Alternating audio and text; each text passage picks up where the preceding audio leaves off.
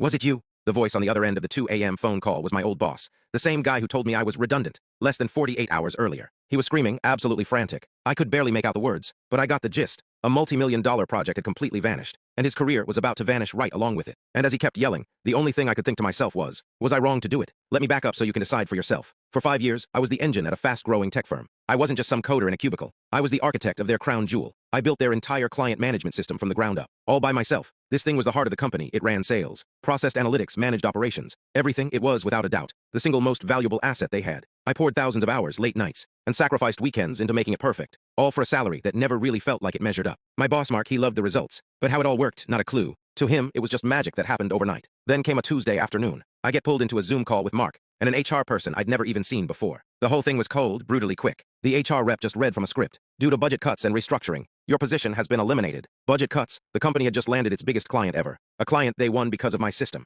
It was a flat-out lie.